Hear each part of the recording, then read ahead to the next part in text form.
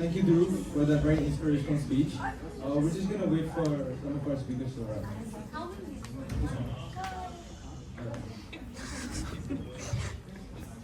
And now, for our final speaker of the evening, we have Karunya.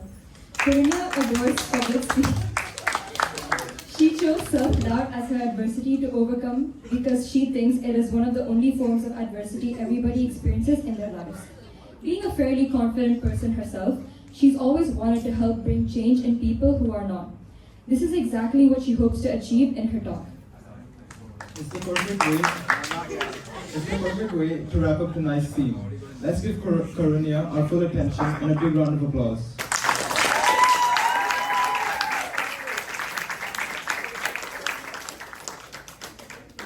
So, I think we're all aware of the 7 deadly sins, right? Can I have a nod of approval from everybody? We're all aware of the 7 deadly sins.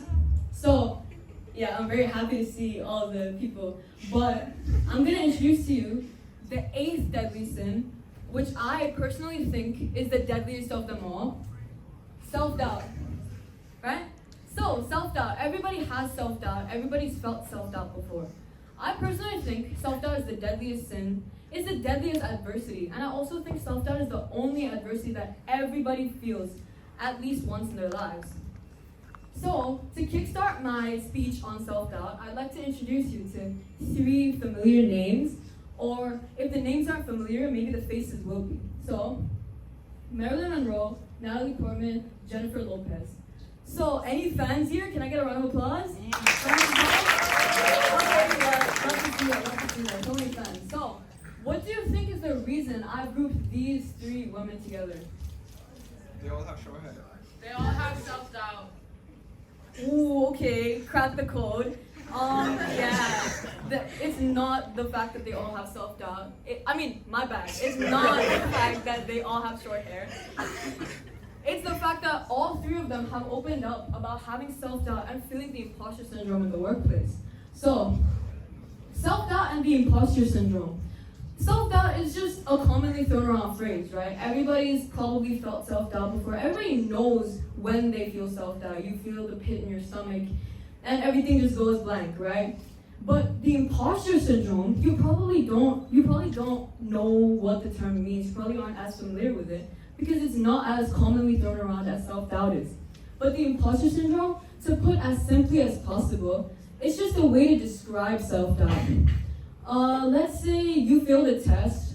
Everybody else in your class, they passed the test, right? Or you got the lowest grade in your entire class. So you're gonna feel alienated. You're gonna feel like you don't deserve to belong in that class. And you're just gonna feel a lot smaller than everybody around you, right? Because everybody else, you're gonna feel like you don't deserve a spot in that class even, because everybody else just did better than you. So that's exactly what the imposter syndrome is. So, 85%. This is the percentage of people, according to statistics on an article on the very famous magazine Psychology Today, 85% of people have reported on feeling self-doubt. So you might be wondering, 85%, that's not 100%. I thought you said everybody's felt it. But let's take it like this. 85% of 8 billion people, how much is that? 6.8 billion people. That's a big group of people, right? So why do you think this big of a group of people feel self-doubt? Any answers? It's a deadly sin. Okay, that's not it. But the answer is, well, I personally think it's because self-doubt has so many different factors that influence it, that cause it. So I'm gonna give you 3 different factors, the most crucial ones I think, that influence and affect self-doubt. Starting off with cognitive distortion. So, cognitive distortion. I know exactly what you're thinking right now. You're gonna be so phased out because I'm predicting it. But cognitive distortion, how many syllables is that? Cognitive distortion. 6 or 7 syllables. Whoa, big man, big words. She must really know her diction, right? But as much as I agree with the big man part, I cannot agree with the big words part less. Because although cognitive distortion, it may sound very complex, it literally just is the thought process, the negative thought process that's always going on in your head. The little voice in your head that's just always telling you, nagging at you, being very negative, telling you you're worthless, you don't deserve to be who you are, you don't deserve what you deserve even. But you don't know that, right? And that's exactly what cognitive distortion is. Moving on to social comparison. We've all compared ourselves with somebody before. It doesn't matter who, it just matters that the fact is we've compared ourselves before. And that's exactly what a social comparison is. I'm sure you're all really familiar with the phrase, right? Social comparison. Let's say you got, okay, take this scenario. You're competing with your friend, right?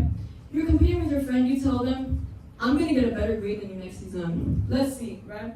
You think this is healthy competition because the both of you are striving for greatness, right? Both of you are gonna achieve greatness too, because the both of you are competing for greatness. But the day of your results arrive, you get a near perfect score, but your friend gets a perfect score. You're not gonna look at your near perfect score. You're gonna look at your friend's perfect score and compare yourself to your friend. And that's exactly what social comparison can do to you. That's gonna make you doubt yourself. And that's what we don't want, right? That's just self-doubt right there. Then finally, the fear of failure. It's just installed in us as human beings, isn't it? The fear of failure, the fear of rejection. No matter what we do, there's just always something in us, always a cognitive distortion, saying, oh, you're gonna fail. It doesn't matter if you attempt, right? Because you're just gonna fail. But if you don't take a step towards what you wanna do, towards what you wanna be in life, just because you think you're gonna fail, then you already fail, right? You fail from the very beginning, which is just another low, isn't it? It's a fail-fail situation. You're just ruining the statistics, you're ruining the probability at that point, because you're not even making an attempt. So you might think, oh, I'm just a speck in the ocean of the human race. How many people? 8 billion people, right? I'm just a speck in these 8 billion people. I'm not gonna make that big an impact. My decision, me not following up on my decision, is not gonna make that big an impact, right, on the human race. But take it like this. What if Isaac Newton said, oh, I fear I'm gonna fail. I'm not gonna waste all this time deriving these formulae, looking at gravity. I know a lot of us would have actually enjoyed it that way, but that's not, you know how gravity is the building block of physics. We wouldn't have had that if Isaac Newton feared failure, if he feared wasting that time. Let's say the Wright brothers. What if the Wright brothers feared failure? The Wright brothers fearing failure is actually rational though, because they had to go up on an airplane. They could have lost their lives, but they didn't, and that's the reason we have airplanes today. So these small specks, right, these small individuals, they've made such a huge impact on the human race, and you could do exactly that if you didn't have the fear of failure yourself. So I've been talking very negative, always on some, oh, this is gonna happen to you, self-doubt, oh, that's bad. But how do you actually cure self-doubt? How do you combat self-doubt? So that's what I'm gonna be talking about now. Factors that help combat self-doubt. Starting off with, the first step to any problem, really, acknowledging and embracing the problem. So if you acknowledge and embrace a problem, that is the first step to combating anything ever. That's exactly what the three women, Marilyn Monroe, Jennifer Lopez, and Natalie Portman had done. They embraced their problems, they acknowledged them, and they shared them with the world. In turn, not only helping themselves, but helping millions, because the millions of people who listen to them, who follow them, all of you guys who applauded at their names, they're helping you guys as well by making you guys aware of the situation, right? And that's exactly what acknowledging and embracing will do. Moving on to challenging those cognitive distortions.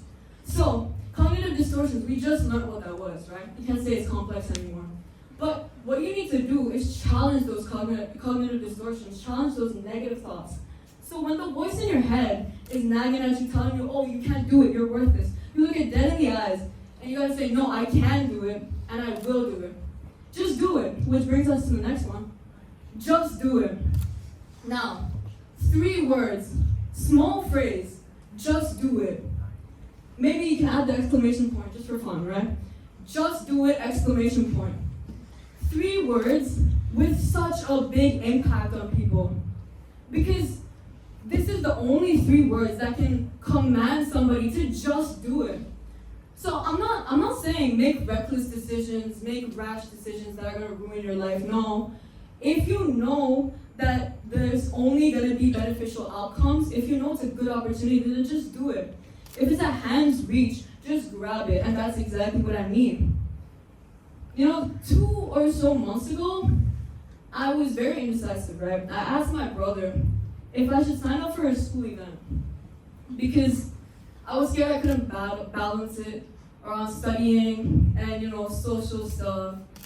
But he's a very good, I go to him for advice, right? He's really good at the advice stuff. So I asked him if I should sign up for it or not. And he doesn't give me a straight answer, no. He wants to be different so bad, right? He doesn't give me a yes or no answer. Instead, he asks me, would you rather live in a reality where you did it? Or would you rather live in a reality where you didn't do it? Think about it. Think about it. Take a moment and think about it. Done thinking? Yeah. So, would you rather live in a reality where you did it or didn't do it? I was taken aback, so I thought for a bit. I thought he'd give me a straight answer, but no. So I said, I think I'd rather live in a reality where I did it. And so he says, why are you even asking me then? Just do it. And that's exactly the reason I'm here giving my speech. Because those 3 words, he used those 3 words, just do it, right? So those 3 words had this great of an impact on me. And I'm sure now that I have first-hand information, first-hand proof, evidence of this, I'm sure it can help other people too. So if you're still not convinced, right? Think of it like this.